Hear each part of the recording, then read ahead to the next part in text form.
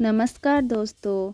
मार्गशीर्ष कृष्ण पक्ष की एकादशी तिथि को उत्पन्न एकादशी प्रकट हुई थी, इसलिए इसे उत्पन्न एकादशी के नाम से जाना जाता है। स्वयं भगवान श्री कृष्ण ने अपने सखा अर्जुन को एकादशी माता के जन्म की कथा सुनाई थी। सतयुग में एक राक्षस था मूर। उसके पराक्रम के आगे इंद्रदेव, वायुदेव, अग्निदेव कोई भी टिक नहीं पाता था। हताश निराश होकर इंद्रदेव कैलाश गए। भगवान भोलेनाथ को अपना दुख बताया। शिवजी ने उन्हें विष्णु जी के पास जाने की सलाह दी। सभी देवता भगवान श्री हरि विष्णु जी के पास पहुँचे, जो निद्रा में थे। कुछ समय बाद विष्णु जी ने नेत्र खोले तो सभी देवताओं ने उनकी स्तुति की। विष्णु जी ने उनसे क्षीर सागर आने का कारण पूछा। तब इंद्रदेव ने विस्तार से बताया कि मोर नामक राक्षस ने सभी देवताओं को उनके लोक से बाहर निकलने पर विवश कर दिया है। सारा वृतांत सुन भगवान विष्णु जी ने कहा कि ये बलशाली कौन है जिनके सामने देवता टिक नहीं पाए। तब इंद्र ने बताया, इस राक्षस का नाम मोर है।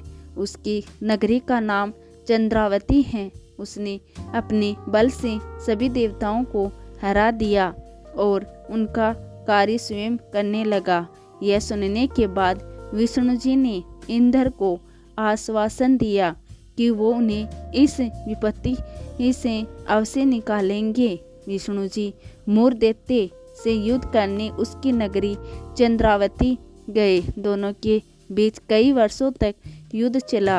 युद्ध के माध्यम में भगवान विष्णु बद्री के आश्रम में विश्राम करने लगे। मोर भी उनके पीछे गुफा में घुसा और शयन करते भगवान को देख मारने को चला। जैसे ही उसने अस्त्र शस्त्र उठाया, भगवान के अंदर से एक सुंदर सी कन्या निकली और मोर से युद्ध करने लगी तथा कुछ ही समय में उस कन्या ने उस असुर का मस्तक धड़ से अलग कर दिया। उसके मरते ही दानव भाग गए। भगवान विष्णु जब निद्रा से जागे तो उस असुर को मरा देखकर उन्हें घोर आश्चर्य हुआ और वे सोचने लगे कि इस महाबली को किसने मारा होगा। तब वो तेजस्वी कन्या श्री हरि से हाथ जोड़कर बोली, हे जगदीश्वर, ये असुर आपको मारने को उत्तेजित था। मैंने आपके शरीर से उत्पन्न होकर इस असुर का वध किया है।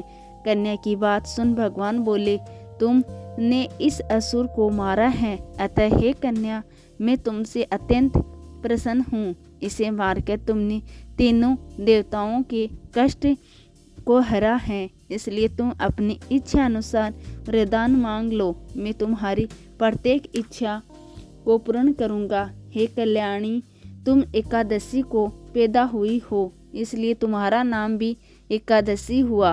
और क्योंकि तुम मेरे अंश से उत्पन्न हुई हो, इसलिए संसार में तुम उत्पन्ना एकादशी के नाम से जाने जाओगी। तथा जो मनुष्य इस दिन व्रत करेंगे, उनके समस्त पाप नष्ट हो जाएंगे।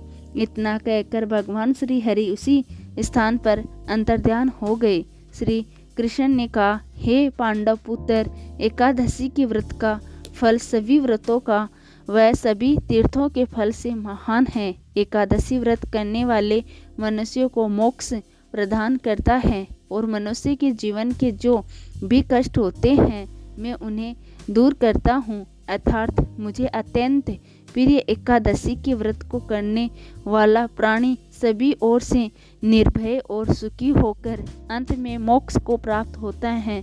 तो हमें भी चिंतामणि एकादशी के व्रत को अवश्य करना चाहिए। तो दोस्तों, कैसी लगी आज की हमारी यह कहानी, कमेंट करके ज़रूर बताएं और साथ ही साथ मेरे चैनल को सब्सक्राइब करना ना भूले। बोलो जय श्री हरि विष्णु की।